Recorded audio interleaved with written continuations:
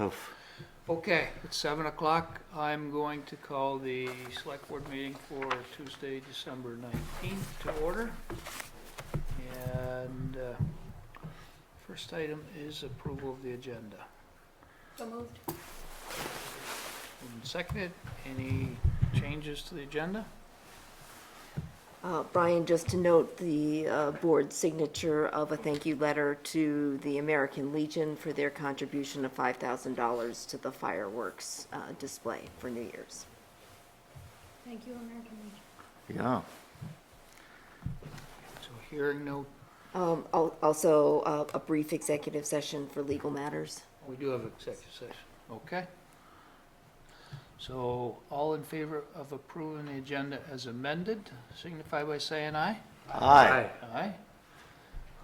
Okay, next is approval of the consent agenda.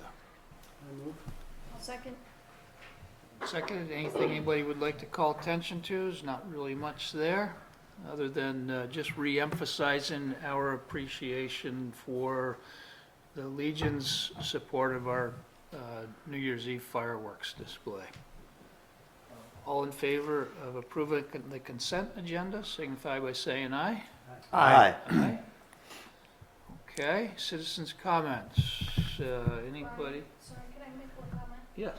I don't know that I saw recognition for the Toys for Tots that the town employees did. Was that in the consent agenda?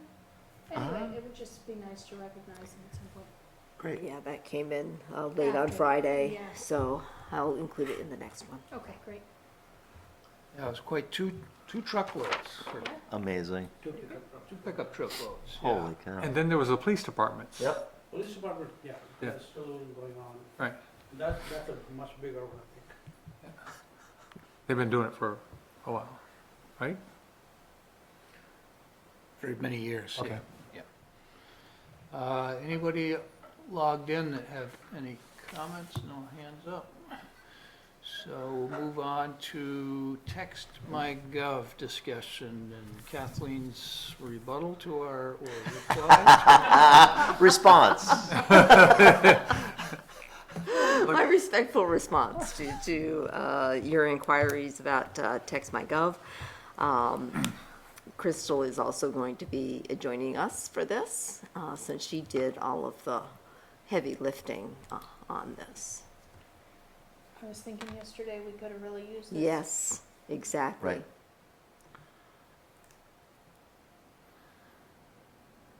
So I'm all for it. Okay, so, I think the only question was, do you want would the preload of it Right. be helpful? I think there were mixed feelings on that all the way around. Crystal, where did we leave it with the 2 versus 3 year contract? I think that, I don't know that the preload is really going to make a ton of difference. I like the idea of a 2-year because it allows us that 3rd year, if a better program becomes available, it gives us that leeway of not being locked into 3 years.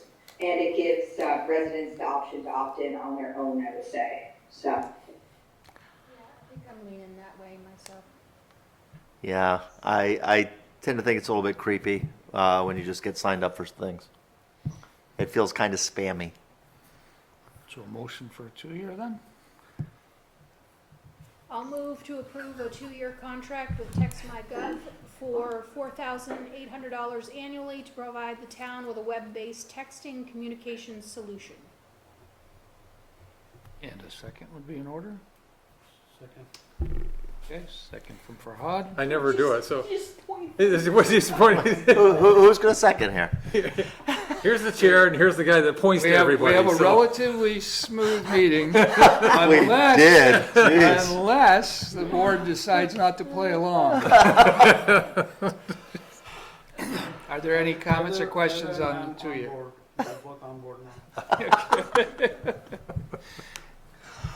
I think It's an off we've week. decided that we would prefer to have Where people do I opt in. sign up? That's my question. Where do I sign up? Brilliant. So let's go ahead and vote, and then I have one comment, so, or a question.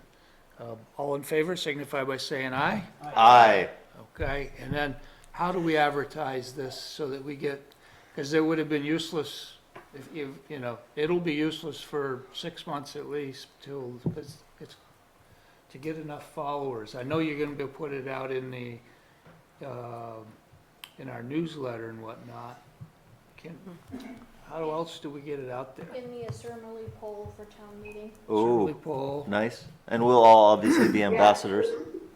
They also, so they require that we use one of their widgets on our website. So there'll be like a little box in the corner of the website that will say, sign up for texting to mitigate the town. And they are allowing us to use our phone number. So the main phone number that we use, we'll be able to use as well for texting. So it won't cause any confusion. People will be able to call or text the same phone number. Ooh. How do they do How that? do you do that? That's fancy. It takes some work with the telephone company, but it's something that I have achieved in the past with other jobs.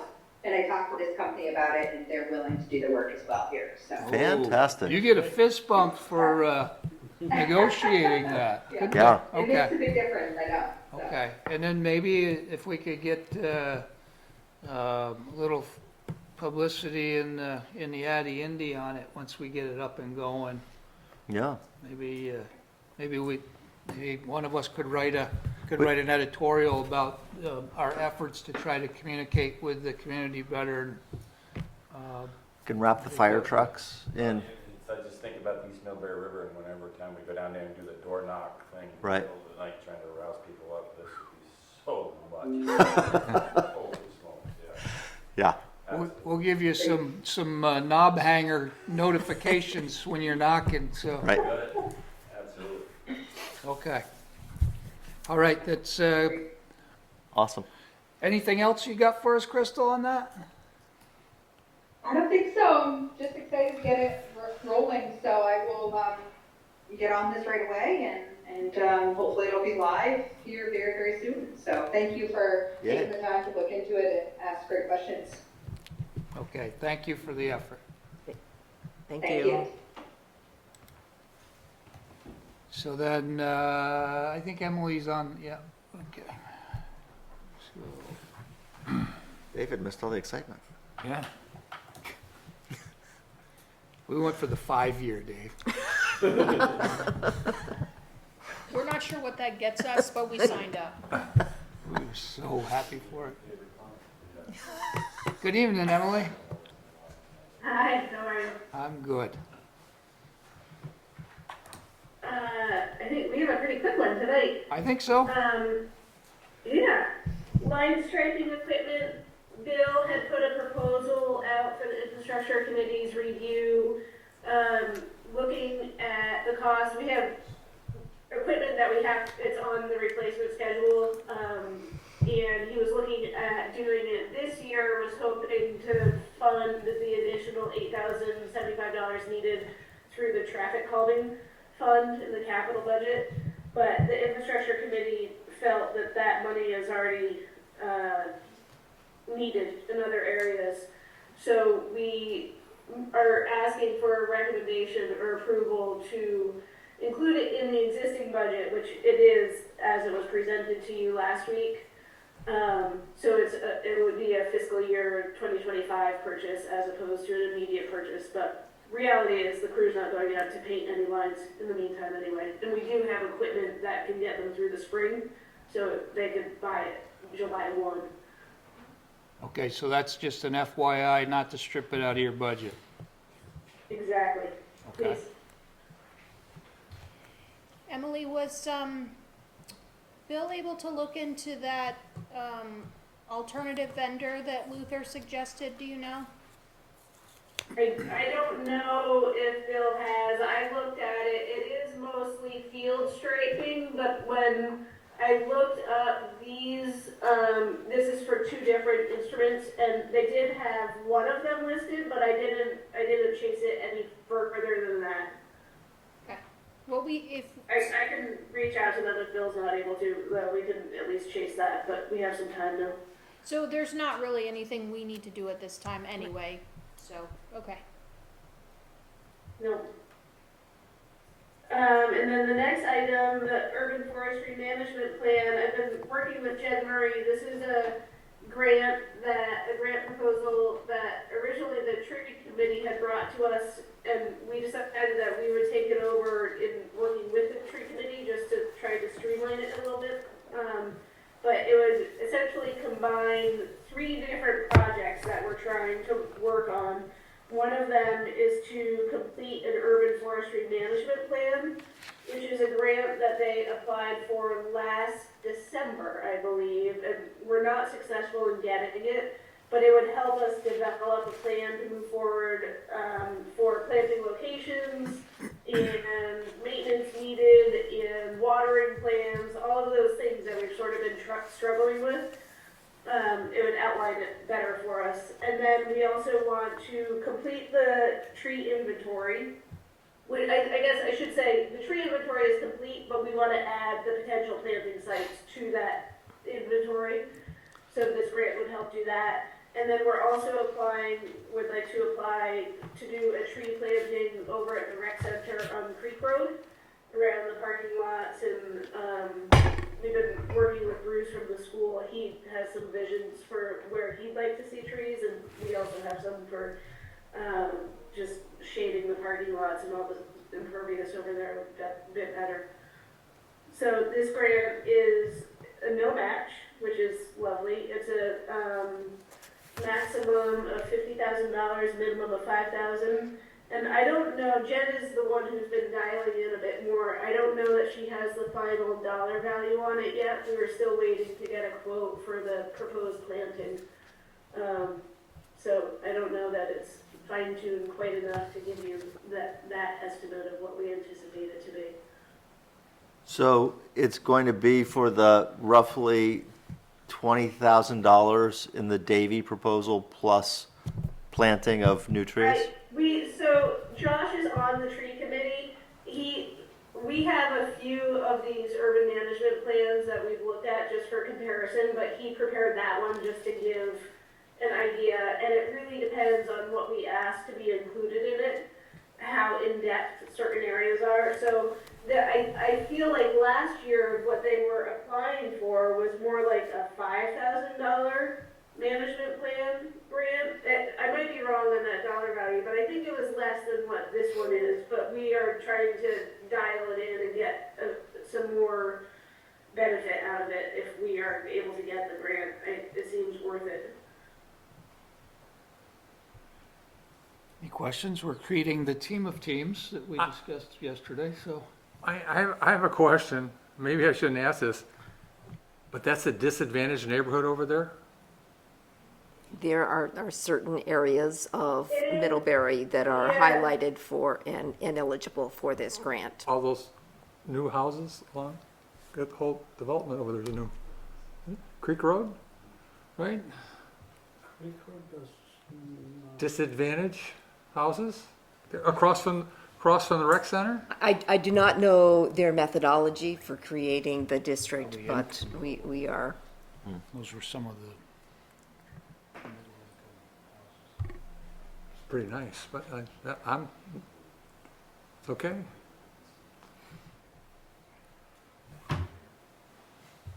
Any other questions?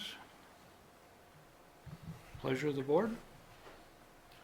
I'll move to approve the submitting of an application to Vermont Urban and Community Forestry Program by the town of Middlebury for the creation of an urban forest management plan and supporting of the town tree planting project at the town rec center. Second. Second, any questions or comments? Hearing none, all in favor signify by saying aye. Aye. Aye. Thumbs up, good. Couple project updates, Emily? I think you all have heard these project updates. South Street is complete. We had some flooding issues over there yesterday that our crew was able to resolve, and then I did get Casella up there just to check it out to see if there's anything that they need to do and improve it. I think where they removed some of the curbing and they didn't reinstall it in this past season, it impacted some of the drainage. So we're brainstorming right now. We might be putting in some temporary curb, just to get us, hopefully we don't get another storm event like yesterday. But there were some ponding issues around 22 South Street. Is that what you called those beanbag curbs? There They're was. like the parking lot curbs. Oh, okay. Okay, So concrete ones. yeah. We would just have to be mindful of the sidewalk plow and the other plows, obviously. So they're a little finagling to get it to work. I mean, we could also use erosion socks or something like that, which might be more applicable, but I think we need to make some improvements over there because it was pretty bad yesterday. But it was also 4 inches of rain. So Emily, along that line, I've been reading what streets and roads were closed during the storm. Any other significant areas where we had problems with this storm? We had a water break on North Pleasant that I would attribute to the flooding. We had a lot of our pump stations were overflowing. We had 3 overflows throughout the day. Yeah, just flooding. I don't like to say this, but I feel like we fared relatively well. But Sure. I said that back in July too, so Oh. I really don't want to say that. Yeah. How did the Middlebury River do over? Middlebury River, I checked it at 11:30, and it was about a foot, 2 feet below top of bank. So the Aussie berm looked really good, but it was raging through there. The work that we did at 12 Gristmill, 30 Gristmill Road, stabilizing that really steep slope, that was almost at the top of the stone, but the river was still kicked out in the channel. So what I saw, it was holding, and the effort was holding that slope. Awesome. Yeah. Further upstream, the effort that we did at 468 East Main Street, that was holding up, that looked fine. And then I went up North Branch. I don't know that side of Middlebury got as much rain as downtown got, sort of similar to the August event. It was a very light rain when I was on North Branch. There was one spot that the river was channeled and had crossed the road, but the crew just went in and re-ditched it and opened it up, and it was fine. All the other ditching looked like it held up. But it was barely raining up there, and as soon as I got back down into town, it was pouring again. So I think for them, it's more of the snow melt coming off the mountains, more than the actual rain event. But everybody that normally reaches out to me in East Middlebury, I did not hear a peep from any of them. Wow. It was more downtown folks that were concerned. We did have a lot of concerns. Danville Drive, that neighborhood was seeing a lot of high water again, and I think we need to look into doing a mitigation study to help with some stormwater needs in there. Sort of look at that entire neighborhood all the way from Seminary Street Extension to Danville Drive. It's all one. I mean, it's a few different watersheds in there, but it's all rather interconnected. And then the other area that we were seeing really high water was Warren Lane, that area. So those folks had a lot of ponding. Emily, our road on East Munger flooded. It was up over the road, and that's a really fairly rare occasion that it comes all the way up, that my field's flood enough that it goes over the road. But it had fully receded by daylight this morning. Were the other areas receding as fast? Yeah, the areas receded really quickly. Like even last night, the crew left at 7 and it was already dropping. Ah, So roads were still closed, but it was going down really fast. yeah. It's interesting over on Halpin on the New Haven side where it comes out on River Road. That was the last 300 yards of Halpin Road was completely flooded with probably thigh deep water going over the road. Last night. Last night, it looked like it was coming off the Muddy Branch and bypassing. Wow. And did you look at it today? Yeah, I went out there this morning at 7 o'clock, and it was gone. The water was gone, but the road was wiped. The road was gone too. Yeah, it was weird though how fast it There's receded. a big obstruction under the bridge there that people have been worried about. I wonder if that washed out finally. Okay. Under the in New Haven at the end of Halpin Road, that bridge, the Nash Farm, there was nothing under the bridge when I saw it this morning. Guess there's your answer. It Not washed before out. I receded. Yeah. That's the longest the water has been over my driveway in all the flood event. It's I Wow. think 5 times I've had water over my driveway this year. Huh. And that was the longest. It started like at 1:30, Yeah. and we went down about 8:45 last night, and there was still water. It's funny, Over my driveway, the whole road, everywhere. on the evening news last night, they reported Middlebury is having the most rain at 3.9 inches, but today, they only said Middlebury only had like a little over 2. Huh. So, but they reported it's almost at Yeah. 4. We had already logged 3.75 at 11:30 because the wastewater facility logs it daily. So Right. they had already tracked almost 4 inches by noon. Okay. Well, so it's just different amounts in short distances. Yeah, and so that gauge might have been over at the airport because that is where one of the weather stations is. Okay. Because on that side of town, Yep. it probably was much less. I know the Dow Pond where all that work was just done, that shoulder started to fail, but I called the state. It looked like they had gotten out there in time to salvage it. It wasn't completely failed, but definitely a lot of settling. Heard that last night. One of my employees lives right beside it, and he said probably worth checking out. Okay, and then the Holiday Road Pump Station? Howdy Road Pump Station is still buttoning it up. The generator's in there. We still have to get the company that provided it in to do the upfit and then get it connected to Vermont Gas. Champlain will come back in the spring to pave the parking area. So we're in pretty good shape over there. They're totally off the old system, which was very good yesterday. Wet well was fully operational. So that probably saved that pump station from discharging. Good. Well, it looks like we won't have a white Christmas, but I guess that means that your very heavily worked crew will not be out plowing most likely, and we'll, I guess, be thankful for them that they get a break. They could certainly use a break. Kathleen, did you see the letter for Bob? Yes, Can we share that? yeah, do you want to, the highlight is that we just received notice that Region 1 from the US EPA named Robert Wells, our wastewater superintendent,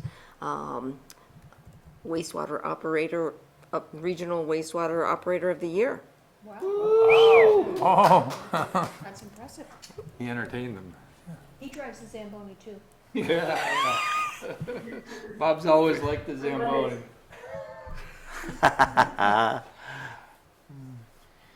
That's awesome. Well, that is great. Well, a lot of good stuff going on there. Well deserved. Yeah. Yes. Well, thanks, Emily. I hope you have a Merry Christmas. Thanks, likewise.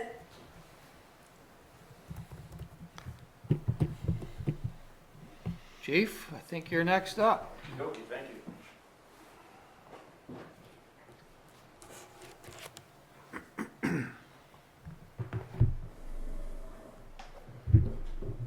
Well, you stole some of my thunder last week, so we'll Yeah. just dive right into it. Not a surprise.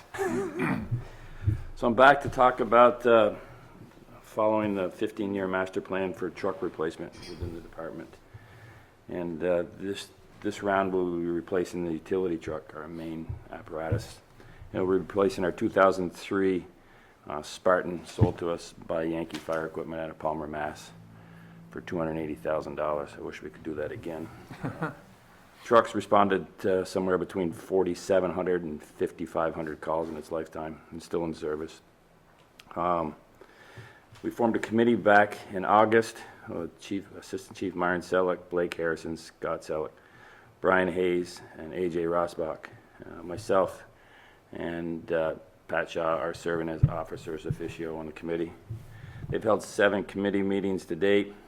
They've photographed and measured the truck. Their task was, as I put forward to them, was to reevaluate the entire apparatus to see that the current truck that we have is still working for us and what that truck will look like 25 years from now.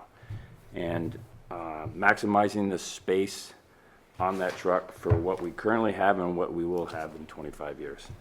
As we know that's quite a task, and the most expensive real estate on a vehicle is a fire apparatus. And so we need to maximize that space as much as possible. So they've been pulling pieces of it apart, measuring in compartments, checking load on the drawers, that type of stuff. We currently have many of the drawers overloaded and that need to be changed. They have reached out to manufacturers to start the preliminary round. They've met with asked Pierce, Rescue One, Towing, E1, and Alex to come back and work with us. They've created working on a wish list. Their goal is to, if possible, reduce the size of the truck, not increase the size of the truck. Keep in mind through the whole process of cost and trying to keep the cost. We're certainly fighting a world where increased cost in vehicle equipment is certainly having an effect on our replacement process. And so with that in mind, we're trying to keep that cost down. They have taken a holiday break. They haven't met since the end of November. They'll get back together in January through June. They'll meet with prospective dealers, refining the wish list, going over compartment spacing and apparatus. July, hopefully they'll put out competitive bids to the top 3 that they narrowed down in the list of 7. And then August and September, based after our scoring process that we've scored all of our trucks with, present to the town board and the officials a recommended truck with a contract signing in October and a delivery of October of 24 and a delivery in October of 25, more likely the spring of 26. Chief, are there any changes in technology where you say downsizing the truck? Is some of the apparatus getting smaller?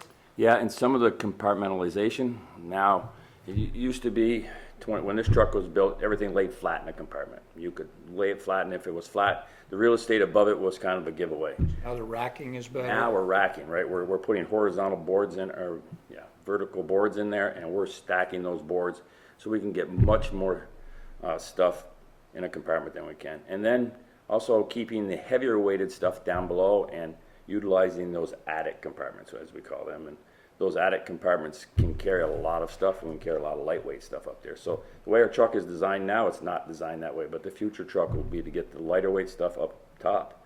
Look at the stuff that is first response that's needed quickly down low, and the stuff that's post-incident or later in the incident up top, where we can crawl up and get that stuff. That real estate's a little cheaper up there. And similar to the last one, we'll outfit it with all new gear and everything? And We will not. No, a lot of this equipment that's on our current truck is still good stuff? good stuff, absolutely. Okay. It will have a new set of cutting and spreading tools and airbags and that type of stuff that we're replacing. It'll have that, but most of the same stuff will be on there. You know, one crazy thing is like push brooms. You know, we carry a dozen push brooms. They take a lot of space, a dozen push brooms. So do we store them now with, they make a handle that's quick attach. So you could store all the heads in a box and all the handles in a tube that could run between the front wheel and the front corner of the compartment. That's dead space right there. So you could put a tube in there and put handles in there. The thought process is it take a lot less space. The reality is, can you put that broom together in the middle of the night on the side of Route 7 trying to figure out where the lighting is? But lighting on trucks today is much better than it was. As you know, you have many trucks in your fleet, but you know the lighting that comes with the truck is much better. So we're talking about now we have a light tower. Maybe do we even need to have a light tower? That type of stuff. So we're really asking ourselves, as we did with the other engine in the ladder, what we really need and what we don't need. You know, what's a wish, what's a desire, what's absolute, and then working with those lists to narrow them down. This was a new process you instituted with the last one. Yeah. And I don't know how many of you were, I know Heather was with us, and Farhad was Well, with the us. last two. Yeah, the last You've two. done Yeah. two this way, yeah. Yeah. So, these guys have really fine-tuned defining the needs and the best equipment for the job, and I think they've brought us some real good value in the process that Chief and the department have instituted. You know, we build by committee. You know, you could build by the chief, 3 chief officers building a truck and pushing it down on the manpower, and they don't get ownership that way. This way, the committee builds it, and the committee chair is stuck with that truck for the rest of their life, right? So you're stuck with that thing. So you really want to have a good truck built. You really have a lot of skin in the game. I So don't think I've ordered a truck in 20 years. I let the drivers there you figure go. that Yeah, out. you don't have that choice. Yeah, well, good for you. Well, any questions of him?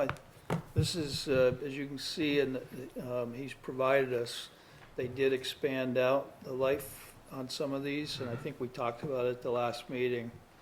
I think it's a little premature to be talking about anything because we don't know, number one, we really need, it'd be good to see where this one comes in Yeah, at. yeah. So we can project forward, but also we've got some activity going on within the town. It might impact the grand list and we ought to get a better sense where that plays out. We're a little light on our estimation of costs, but again, the fund, I think, has some room to take care of that. The other things, we need to move the support truck ahead of engine 2. So that's a conversation for a later time. The support one, Yeah. yeah, those things don't last. No, it was a $19,780 pickup truck that we bought, and it's worked really, really well, but it's Yeah. it'll need to go. Yeah. Okay. Any questions of Chief, comments?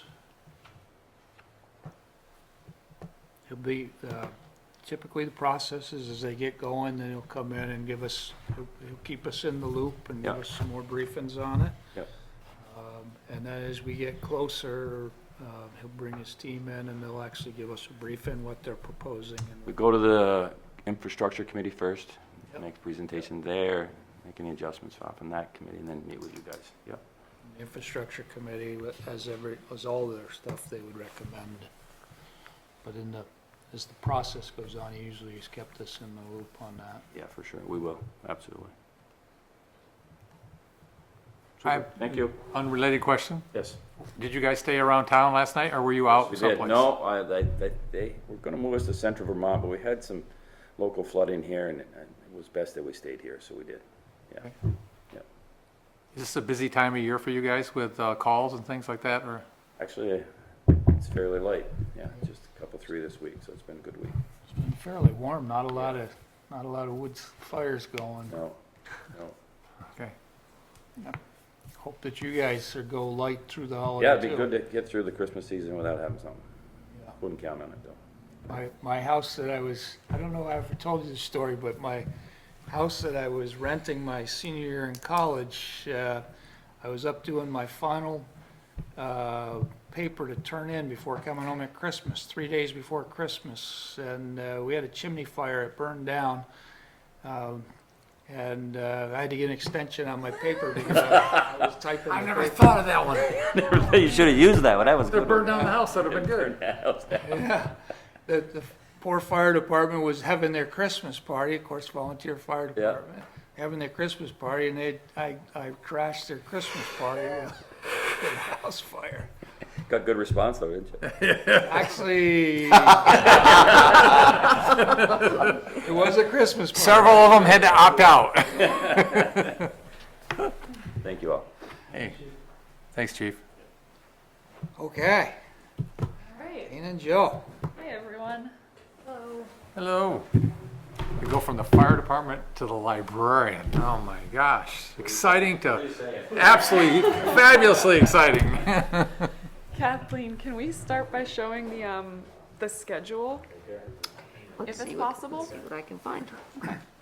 So tonight is just a progress update and a check-in. We're not making any recommendations or asking for any action this evening.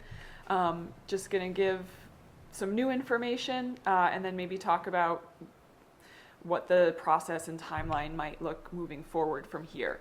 So just to remind everyone, the lettering is a little tough to read, but our process, if you see the big yellow bar, that's schematic design. That started in October, and we're almost at the end of that process now.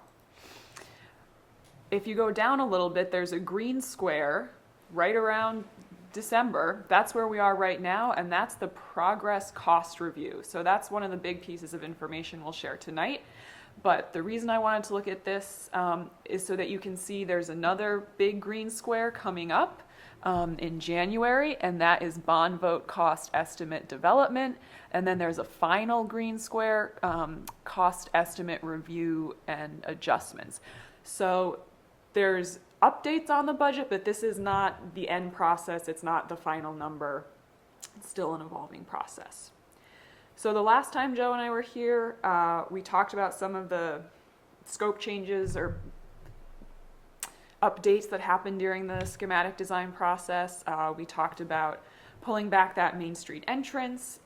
We talked about angling that parking lot in response to community feedback that the parking's really important.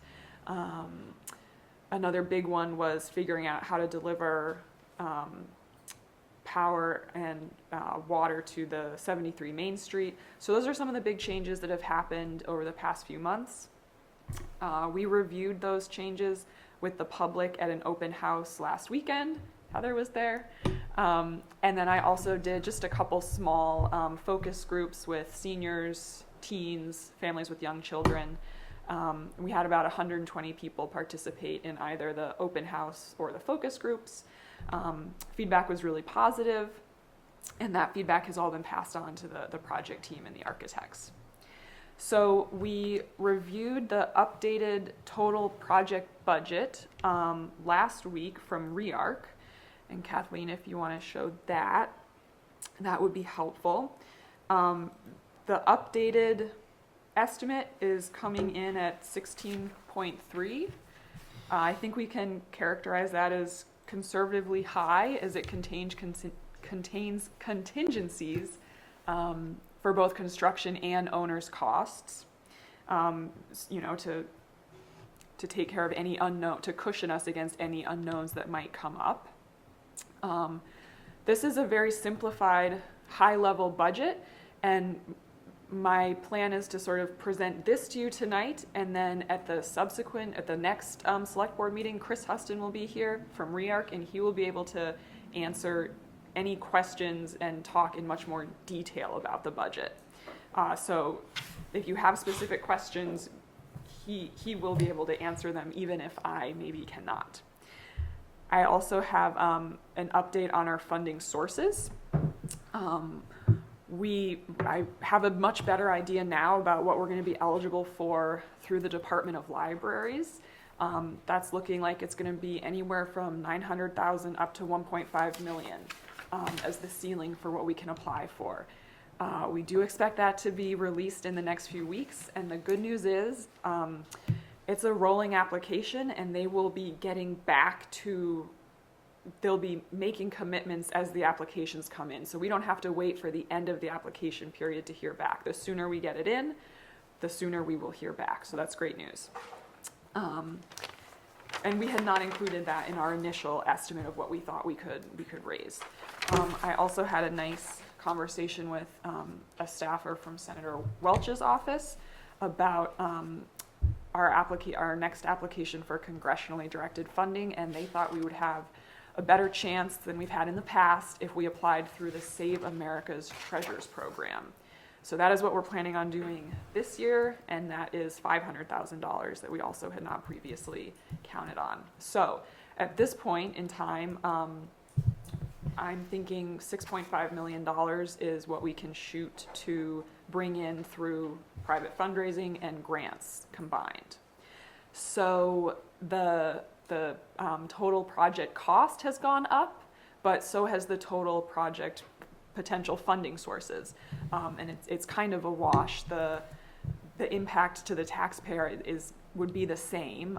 We're still hovering right around $10 million of potential public borrowing. So I guess I would suggest that maybe the next step is for the select board to for you guys to start thinking about affirming or confirming this scope of work and the general project budget. Chris will be here at the next meeting to answer specific questions. And I think we are still hoping to shoot for a May bond vote.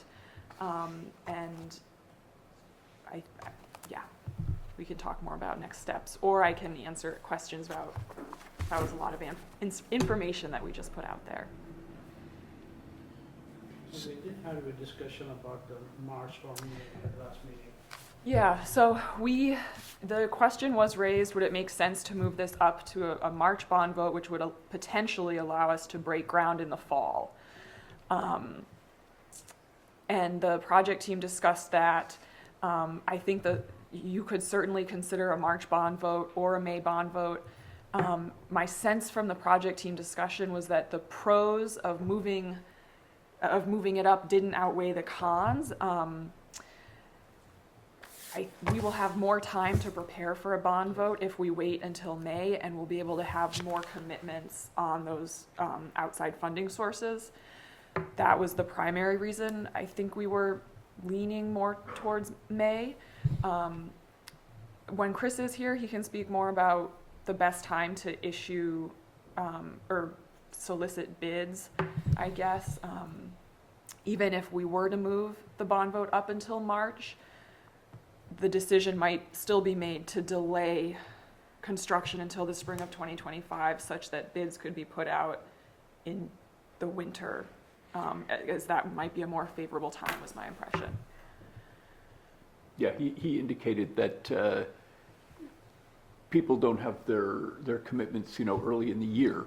So if you're putting things out to bid then, as opposed to in the fall, you're bidding in the spring to start in the fall. People have a lot going on during the summer. So one of the questions though is, if we were able to start in the fall of 2024, how much would we save in terms of price increases?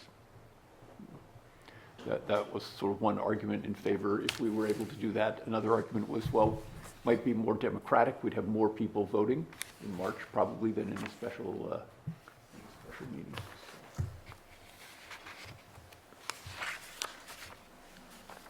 Any other questions? Like Danny said, we're going to have, Chris is going to make it to our next meeting, and you'll have a chance to digest the gross dollar figures here, but he'll have a little bit more specificity that he could discuss. He can also talk about the rationale and time to issue bid requests. And Dana and I chatted some today. It's looking like I may not be able to make to the town meeting, so I wouldn't mind the May time anyways. So just that's my way to know. Yeah. Thanks, Brian. By the way, Andy. So number of reasons, but I am supportive of later bond vote, because I think the more we can develop the information, and really the more that we can assure taxpayers that our estimate, the more closely we can define what the real amount of usage of that bond and how much of it will be covered by grants and donors is, I think, very important to people's decisions. We have to bond for the full amount, but are we bonding 16.5 million with 10 million really being paid on the tax rolls, or are we bonding 16.5 million and 14 million is being paid on tax rolls? I think those are different. I think the way people look at it will be different, for one, and number two, I think we owe it to them to make sure we've at least defined that as much as we can. And so if a couple months based upon the information that the project team has been given, would appear to be well spent for us to develop that information. I think, I haven't really talked too much about saying this, but we're going to bond for the whole project, and we'll have a sense of the potential ability to raise $6.5 million. Whether we raise 6.5 million, or we get 2 million or 10 million, I think we need to be approaching the town, the voters, and saying, we've got a bond for 16.5 million, and we can't say we're going to bond for 16.5 million, and we're going to do the best we can, but, you might be taxed at 15 million. I think at some point, we as a select board have to decide how much we really want to borrow, not to bond, but borrow. Do we want to only borrow 8 million and tell the taxpayers we're going to, or is it going to be 10 million? We're going to say to the taxpayers, we are not going to go anything. What you're going to build a library that's going to take 10 million of town money, and whatever else the committee can raise. I mean, And that's the bottom line. that's the bottom. We need to set a bottom line to assure the community that they're voting on a bottom line and not on a $16 million prayer. I don't know if that sounds fair, but I also think, I also have the feeling that there's certain people in this town that if we get closer, are not going to let this thing fail. I've seen that before in what we do. In other words, we get 10 million and we're at 4 million. We still get a pretty good library, but I think this town has people in it that will say, I'm gonna carry you through. I've seen it in our church, and I think the town hall theater's gonna be seeing a similar thing. But for us, we really need to be honest with the voters what they're really gonna have to pay, and not. Which is why, for us to have a decision, I think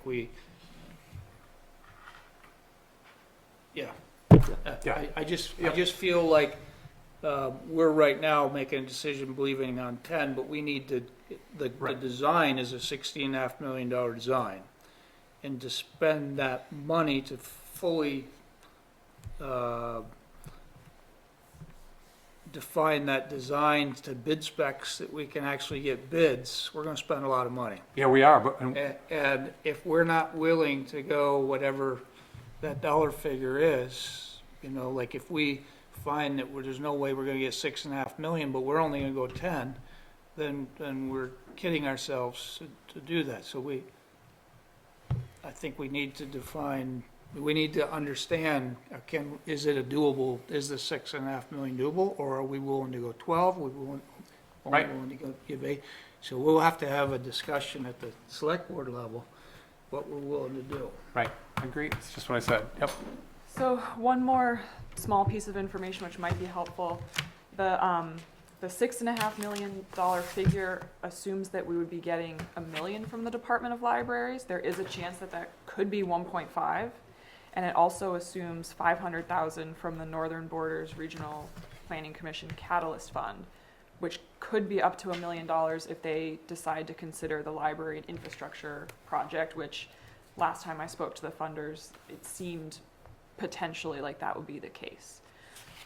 So I would say, while obviously you cannot guarantee any of these grants will come through, the 6.5, it could be theoretically higher than that, I guess is what I'm saying. Isn't it, on our discussion today, I didn't ask you, but the costs for any in-kind coverage of space for the interim library or storage or anything, does that reduce from that as well? Does that consider, or is that cost not considered in the 16.5 million? There is I would say a modest placeholder in that 16.5 million. I want to say it's 200,000 Yes. that was carried for that. And it's still difficult to estimate exactly what moving and storage and rent would cost, but I would say that 200,000 figure is optimistically hoping that we get some portion of that covered through an in-kind donation or a reduced market rent. Well, there's going to be some cost savings not having this building too. That's I a mean, good you're going to point. be paying a lease, but you're not going to be paying for any of that building. So there's going to be some money that's going to be left there in the utilities and stuff like that. Well, they'll be working in there, utilities will be on. That's probably in the construction costs. Well, I think it you know, is. we have That's a- all in the construction We have a costs. placeholder right now for the cost of, replacing a couple of utility poles and putting some things in other places. And they haven't fully had that discussion with Green Mountain Power, but it's in the $100,000 range just for those utilities. So that's boosting up our costs. To tilt the parking lot, there's a cost to that as well. One thing I would just mention is that the design team, and I don't know if you've seen this possible restriping, minor redesigns of the lower parking lot, think that they can get us about 10 new parking spaces down there. If you're going to have a crew repaving Bakery Lane, might do that. I don't know how these things work, but I mean, it's right next to the parking lot, so. Yeah, so that lower, so the 16.3 includes the work on the upper parking lot. It does not include potential restriping and site work on the lower lot. REARC did break that out. I think it's around $200,000 is what that work would cost. Including repaving. Yep, including repaving. There's some site work down there, some dirt that's got to be moved to increase the parking. Yeah. We've got some water work to do. Okay. Any other questions? When do you anticipate we'll have a discussion about that? I think after we hear from Chris. And I think at the next meeting, I can come with sort of a tentative schedule backing into a May bond vote, what those dates would look like. I started talking about that with Kathleen, and I can get that pulled together for the next meeting, so there's that clearer picture of. That was a question that came out of our discussion today, is how does that flow? And we don't know it. Kathleen's our expert on that, so kind of need to understand where our gates are when we need to make decisions by. So. I was just gonna say, I think meeting with Chris on the 9th, maybe setting you up for a decision end of January, having a serious discussion at that time. They'll have more accurate cost estimates by then as well. Yeah. So, will we be able to use the town meeting as an educational opportunity, even if this bond is not on the March ballot? Last year, we shared a little bit about the library project, but I think Presentation or Yeah. some Yeah. materials? Yes. both, yeah. I'm not aware of any other big stuff on there. I think it'd be a good opportunity. think that's probably a good opportunity to start that public education process, because by then we will have made a decision at the select board level, so. Yeah. Cool. Yeah, let's just make sure that we have, let's just make sure that we have the good information before we. Right. Which is what You will have. we have You to will have, have. if we're gonna have by then, we'll have to, if we're gonna have a May bond. Remember, the schematic design is almost done. So it's not going to change much. Well, we're looking Well, at ways to bring the cost down, right? Right. So, But but, yeah. All right, well, thank Okay, you. thanks everyone very much. Thanks so much. Yes. Izzy, thanks for zooming in. Yeah, nice to see you. Have Merry Christmas. Yeah, Merry Christmas, guys. Merry Hey, Christmas. if you're looking to make your Christmas merrier, you're not doing anything on Saturday, my son and his jazz combo will be performing holiday jazz party at the Edgewater Gallery, corner of Merchants Row and Main Street, 11 to 1, coffee, light refreshments, jazz, fine art. Wow. Actually sounds really And you all missed Joe singing a solo at the Messiah on Sunday. He was fabulous. I'll leave those poster boards. Those are from the public engagement or the open house we did. I'll come get them tomorrow morning. So if anyone wants to look closer after the meeting, Where are you keeping him? In the library or over they're here? still in the library lobby. Okay. But yeah, maybe we should consider that moving them over Some here. timeshare over here. Kathleen will have them to get a different user group. And we should mention Dana's planning to meet tomorrow on Zoom with the state librarian and the assistant librarian to share where we are in our process. So. They're excited. Good luck. Thank you. Thanks, Dana. Thanks, everyone. Thanks, Joe. See you next year.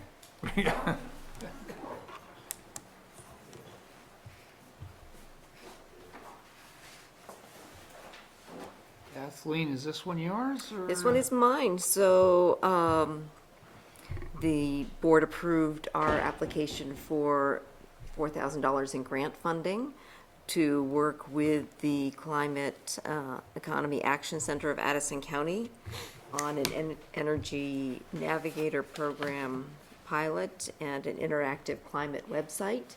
So this would be a pass-through grant to the Climate Economy group, and asking for your approval of the contract for that, please. Questions? I do have a quick question. Typically, websites require maintenance and, upkeep, and so I'm a little curious, what, will we keep applying for grants to kind of help with that, or is there any kind of plan, or? Okay. I'll follow up with them. I'm in favor of moving ahead with this contract, but I'm just worried about what will happen to that website if we don't have a plan for. That's not our website, though. Right, this is the CX website. That's their website. Okay. Indeed. Yeah, but We're funding it along with hopefully the other communities in the county funding it too. And hopefully they're smart enough to have a plan for that, but I imagine they are. It's pretty sharp people who are sitting on it.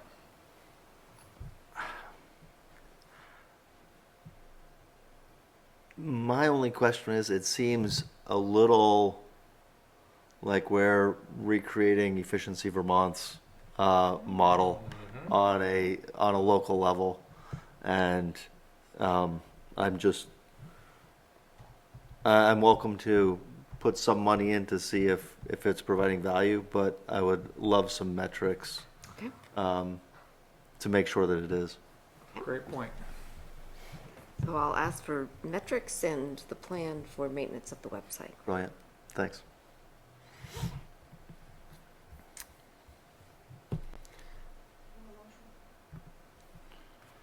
If there are no other questions, do you desire to proceed at this time and have them feed us that information, give them an opportunity to get started, or what's your desire?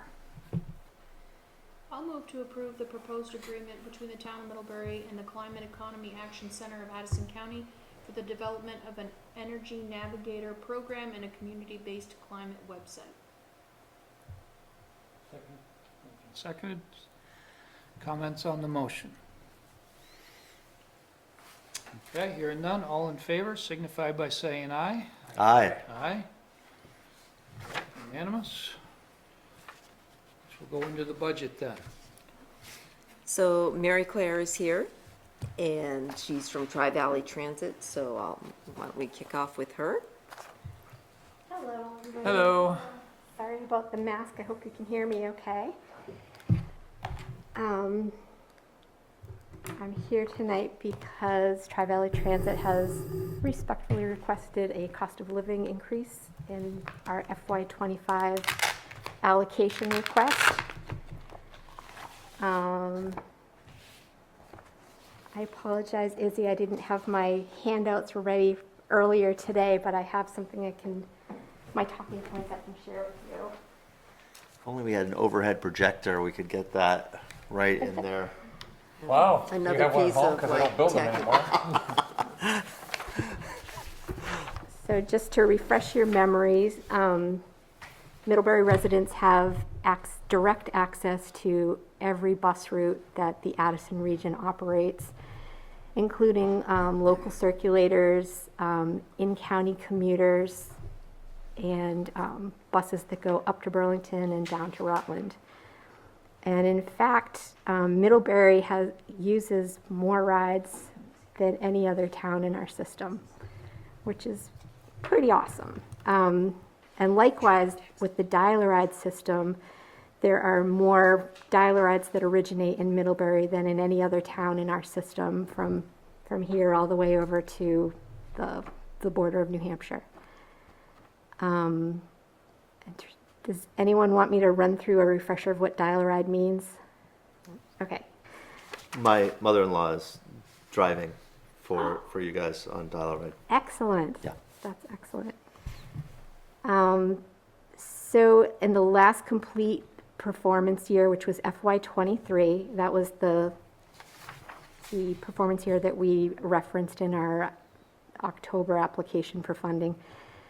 We had 62,851 rides that originated in Middlebury. That's 52,701 bus rides and 10,150 dial-a-rides.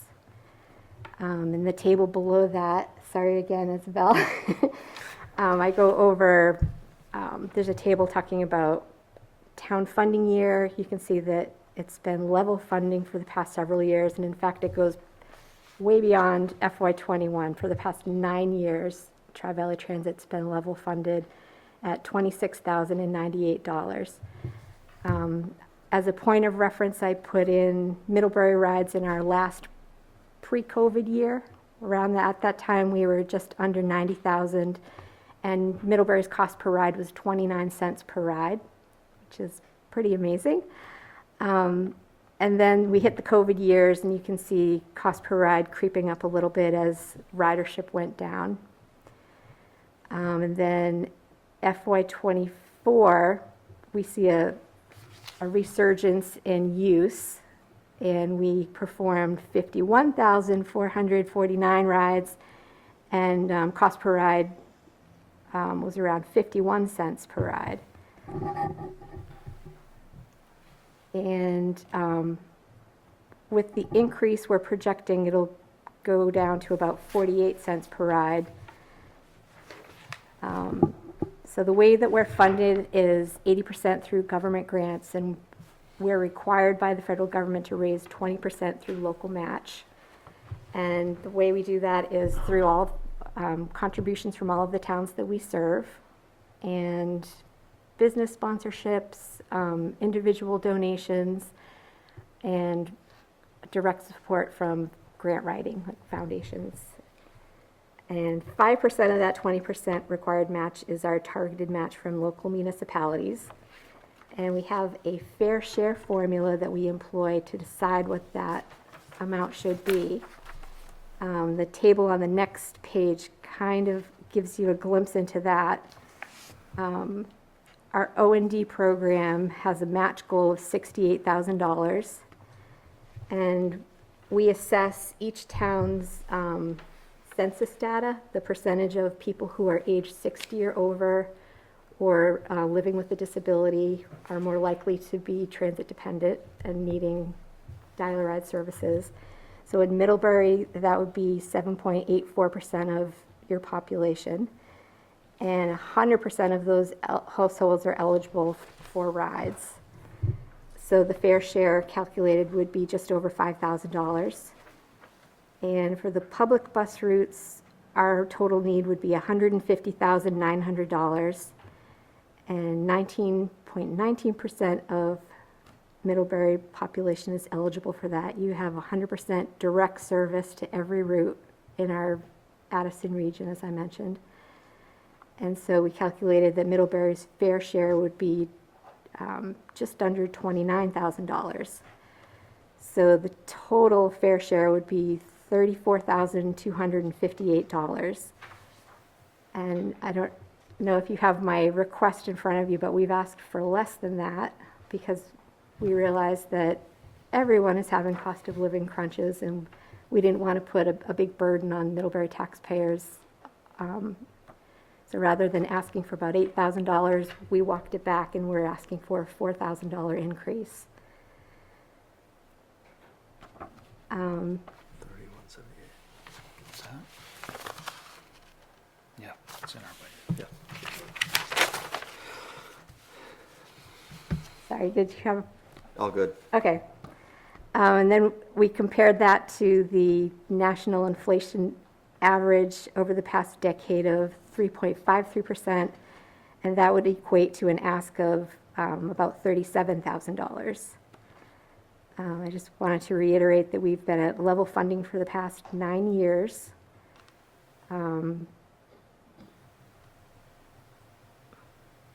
At the new requested funding level, your cost per ride would be 48 cents per ride or lower. And your contribution will unlock an additional $120,712 from our federal grants, which is very important for our operations. Do you have any questions for me? When you- I emailed you pictures of the presentation, so they're probably not the best, but you could at least see what she's given us tonight. Sorry. Nice. I was That's just great. trying- I No, was trying to appropriate. get- Let's, get yeah, her absolutely. so that's what was on my phone, just trying to send her pictures. Thank you. I think the dial-a-ride stuff is great. When you were here last, you talked about like app-based Uber-esque Yes. scheduling. Easy And I trip. was wondering how that's coming. We still are waiting for delivery on our vehicles, Oh, actually, and we got that from other people? we were so fed up with our first vendor, who was nothing but promises, that we canceled the order. And we were also struggling with the electric buses that we had ordered. They just weren't forthcoming. They weren't manufacturing them, so we couldn't safety test them and acquire them. So we went back to the drawing board, and actually we're ordering 2 different vans that are available commercially. They're in production right now, and 2 electric vans that will operate Easy Trip. So Okay. And so this is a separate service from either of the scheduled it's bus a, routes or the dial-a-ride? it's a hybrid service, actually. So it will be replacing the Middlebury shuttle buses that serve Shaw's, Marble Works, College, and Hospital neighborhood loops. Okay. And we're keeping the Hannaford spine because that's our busiest activity in our entire system. Sure. And so people coming in from Rutland and Virgins and Bristol who hop on that bus every day won't have to reserve a ride. They can just get off one bus and onto the next. But, we're going to have this much bigger zone than we're currently able to serve. And we're hoping it will appeal to a wider demographic. And we'll still have the energy efficiency of batching some rides. Sure. But you'll never be on board with more than 3 or 4 people at a time, and your seat time will be, between 10 and 20 minutes, depending on how far you need to travel. Yeah. Awesome. The software's ready. Good. We're doing staff training right now on the software, and outreach will be coming right after that. I'm going to start with high barrier users, like Charter House, Sure. the retirement communities around here, CSAC. I'm going to be speaking directly to groups like Speak Out and coach them through so they don't feel left behind, and help them acquire phones if they need phones. Talk them through loading the app on their phone, or just reassuring them on how they can pre-schedule rides just by calling. Neat. Yeah. Oh, sounds incredible. Other questions? Mary, I'm just curious, I'm glad to see the ridership is starting to climb again. Are you seeing that throughout? I see, what we have is Middlebury. Oh, I know, I see the all rides. Is that similar increases across all rides? Yes, so with the exception of maybe one commuter route over in our Orange County area, all of the routes are rebounding very well. We redesigned the link to Burlington, and we're filling that bus every day on some of the runs. The 1025 isn't performing as well as we had hoped, and that is something that Middlebury residents particularly asked for, so that's a little frustrating. Yeah. In fact, I did a lot of outreach directly to retirement homes saying, we'll pick you up at the lodge or at Eastview and take you to the Shelburne Museum, we'll take you to the mall, we'll take you to the waterfront. And nobody's taken us up on that offer yet, but, so we'll give that a little bit more time, and then if that doesn't pick up, we'll reallocate that and try to do something great that meets unmet need with it. We just redesigned the Snow Bowl, and we're serving all of the ski teams now, which is something that we hadn't been able to do before.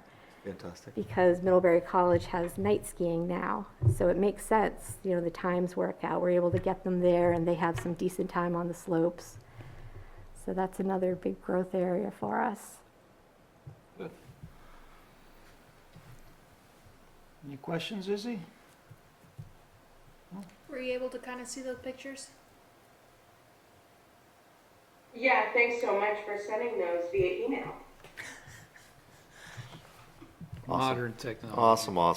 I was slow to pick up on the options of sharing that information. Good. Okay. Okay, Well, thanks, Mary. thank you for your time. So I do a lot of payroll stuff now. What's that? People, print Payroll? it out, fill it out, Really? take a picture with their phone and send it to me. Hmm. So we're back at the budget. I'm going to go over the revision summary, and you can follow along in your line item budget, which I gave to you. Izzy, you may want to call up the line item budget if you want to follow along on your computer. These are all items, there's nothing new here. These are all items we discussed at the last meeting. Lindsay pointed out that Women's Safe has been renamed the Atria Collective. That's on line item 552, so there's no change, and that is on page 14 of your budget. Yeah. Skipping ahead to a more substantial matter, on line 654, page 17, the fire department bond principal was corrected from $284,593 to $243,750, a reduction of $40,843. Dog damage, thanks to the inquiry about that, on line 691, I reduced that budget by $100 as the state statute requiring the town to pay for damaged and worried livestock has been repealed. It was repealed in 2011. All right. Other claims, not knowing what other claims might be on line 693, I also took that $100 out of the budget. Capital improvements, Emily pointed out that the money in the capital improvement program for sidewalks was not the full level funding. I had it in at $154,200, and it should have been $155,200. So that capital improvements line 709 was increased by $1,000. So your total changes on expense items were $40,043. Public safety, you noted that the public safety, the revenue for the dispatch from the Addison County Sheriff's Department on line 60 was not included in the first draft of the budget, so that has been added for $24,000. So the net changes there are about 6/10 of a cent, a reduction in the estimated tax rate. So overall, the first draft of the budget was a 5.6% increase overall. So the second draft of the budget is a 5.3% increase. Your tax rate for budget draft 1 was up 5.9%. And the second draft is 5.5% for the tax rate. And that's all I have to report.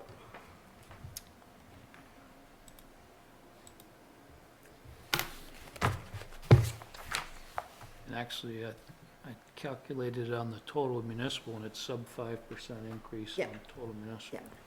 Because you also have the fire fund and the veterans included in that amount. Any questions of Kathleen on this? I would like to thank the state for scaring everyone with that huge percentage last week, which makes us look very fiscally responsible by comparison. Town of Middlebury has been very fiscally. Of course. Well, I mean, not just by comparison, but demonstrating to everyone Yes. our fiscal responsibility. Yeah. Okay. We have the first draft of our warning. Correct. No surprises here either. No. Let me put that up. I circulated this to the moderator and the town clerk and administrative staff for their input, and all signed off on it as presented. We have our usual planning for town meeting on March 4th with voting on March 5th.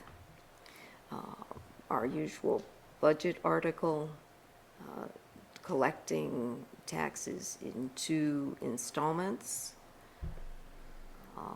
Last year, this was a leftover from last year, you voted to transfer an amount from the Cross Street Bridge Fund to offset the increase in debt service for the adaptive reuse project and the increase in capital improvements. So just leaving that out there as a possibility with no suggestion at this time. And then, as you know, we were looking at the potential for a bond vote on this Phase 5 of the South Street project and the Bakery Lane project for $1.2 million, with the understanding that there will be significant state funding available for that. And as you requested, Emily will be providing complete impact information on that for us. Any questions on that?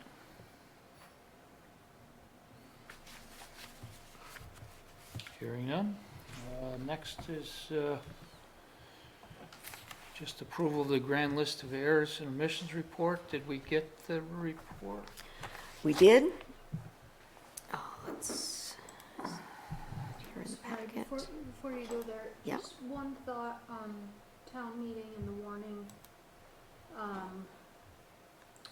I'm trying to remember everything we asked voters to approve by bond last year. I know one of them for sure was the water storage on the hill, which we did not receive funding for. Right. And I'm just wondering if it's worth giving voters a little update on some of the things. You know, it's a good example of where we We need ask to be them, accountable. where we ask them to approve something and the funding doesn't come through like we expected. So we have put that project on hold and we're doing other things to try to increase our likelihood of getting one. Competitiveness for that. Yeah. Right. Yeah, but I want voters to, I wanna put out that we don't just go forward of it, even though the voters have given us the approval. Yeah. I wanna figure out how to. I It's not a think, bait and switch. I think that would be great, and it would also give us an opportunity to fully report out on the success we had with the Washington Street project and the Court Street project. Some major funding Right. Yeah. came in as part of those I projects. just, cause, they may not, well, we approved all this last year and what happened, anyway, sorry, I think they're good thoughts, and especially, I don't wanna keep people too long, but I also Yeah, wanna but- take the opportunity to give them a little update on some of the things. I don't They think were it takes approved that anyway. long to do that, but it should be part of maybe the bond brief. Right. Here are the bonds, here's what's gone on, we could start with those Does that have three. to be under other business? Yeah. In the end, anyway, we may have to figure out where it goes. Anyway, Yeah. I No, was it's- just thinking out loud. It's great context to go along with these authorizations for And borrowing. I'm also just thinking about the library project too. I just want, I want voters to see that we demonstrate, Uh-huh. Accountability. like we're asking you to do this, but we're really not going forward until we know we can cover What we've most said we or were gonna considerable do. part of the Yeah. cost before, That was part of our presentation at the time, yeah. Yeah. and we had a little glitch, and we are sticking with what we committed to at this. I think it slows us down a little, but I don't think, but like Kathleen said, we should also point out all the money we have received to do some of the other Absolutely. water projects in town that we've done, so. Yeah, anyway, sorry, I distracted the conversation. It's good. No, I think that's exactly No, it's on. important. It's On good to get topic. it out now, so we can start planning for it. I wish there was some way we could get more people at our, what did we have, 80 some last year, or was it? About 100. Yeah. So 100 people vote on a budget. That was the first full meeting. after Pre-COVID, we would get, how many? 200, 250. 50, I was thinking. Yep. Yeah. Which always seemed low to me, but it was Yeah. at least representation. Right. Let's hope it grows like the ridership.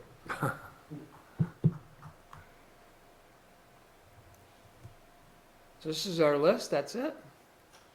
Maybe we should, Oh, maybe down. we should use that text service. See if we can get that text service up and running and get some people Yeah, signed come up on. and- It's People- Oh, a- yes. it's an opt-in, The tax remember. service company is ready to get us up and running. We have to have people sign up, Yeah. but that would be a great reminder Yeah. to send reminders about town meeting. And voting the next day. I'm gonna get with Crystal and find the growth curve on our people subscribing for that service. Nice. Be interesting to see. So we have a grand list, errors, adjustments, omissions that drops us 437, 100, 437 or 457? 437. 437, 100. Now say that again, oh, It's 400. $437,100, a reduction in the grand list. wow. The majority is the town hall theater.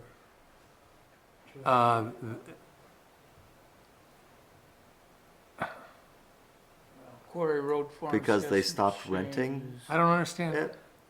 So the diner was Oh, they tore it taxed, down. Yeah, that's right. Sure. and That would be appropriate. The diner's gone. I can and understand. it was rented out to Right. a commercial property, Yep. so it was taxed before.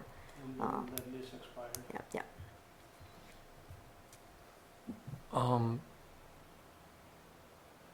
That, it's not taxed, is it? Well, Well, yeah, It wouldn't be as a nonprofit, but it was rented to the. Yeah, got it. I understand, thank you. Understand. So, I need a motion to approve this list. I'll make to approve the 2022 Congress Errors and Omissions report as presented. Second, sorry. Oh my God.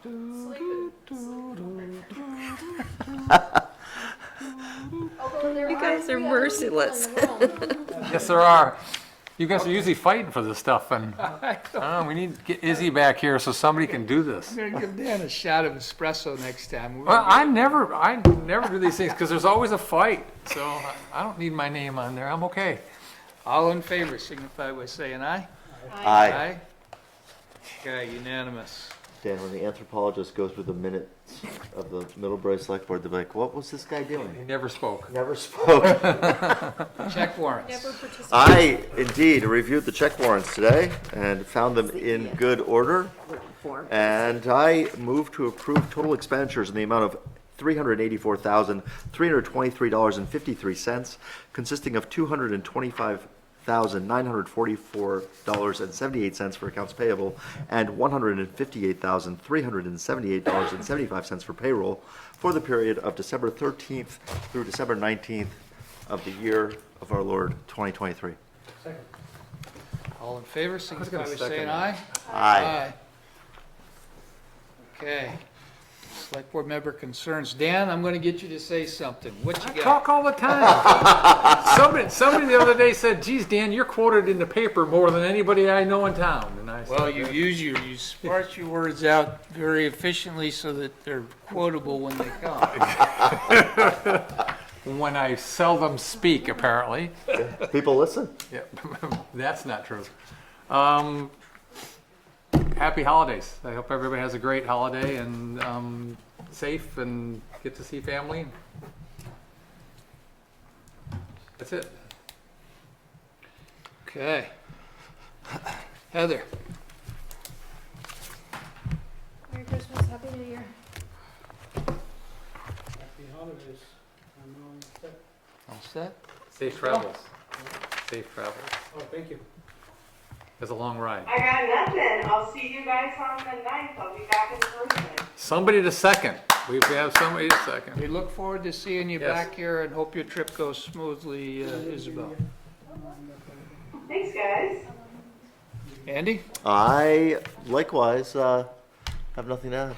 Okay, we do have, I just want to wish everybody happy holidays, whether it's Merry Christmas, Happy Hanukkah, or whatever you are celebrating.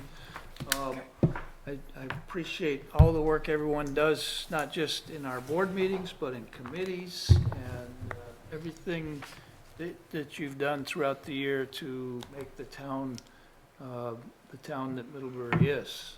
And through especially our staff, our full-time staff, and everything that they've done, we've really, Middlebury continues to be a town that is noted throughout the state as a place to be. So, we do have a reason for an executive session. You got something else first. Sorry, I was just gonna say, that reminded me, no other town is using that text.my.gov, Hey. right? So Right. we're, Breaking ground. yeah, We are trendsetters. you just reminded me of that. I remember Let's reading go. that no one else was using it, so. And fancy new website tomorrow. Tomorrow? Oh, yeah. Or Thursday, is it gonna be ready tomorrow? Yeah, I'm just getting emails from our vendor, so it was either this evening or tomorrow, although she explains that it takes 24 to 40 hours for the DNS. to pick it up. Yeah. So that's just part of the way Google works, so it'll appear within 24, 48 hours. If you had reduced the time to live on your DNSA records, then it could have been cycled in more quickly. That's all right. That's neither here nor there. Tomorrow. Yeah. You one of those guys? Yeah, that's exactly me. Is Andy doing motions or you want me? He's not ready. I'm not ready. He's not ready. Sorry. I would expect you to be ready. Jeez. In accordance with Vermont's open meeting law requirements, I move that the board find that premature general knowledge of the consideration of legal matters would clearly place the select board at a substantial disadvantage because the select board risks disclosing its strategy for legal matters if it discusses it in public. A second. All in favor? Aye. Is I the, further move that the board enter into executive session, executive session to discuss the legal matters under the provisions of Title I, Section 313A1 of the Vermont statutes. I second again. I've got two. I'm all good. in favor? That's the rest. Aye. Won't do any more this year. Is there any expected voting action? No. So, we're moving into executive session at 8:30. Yeah?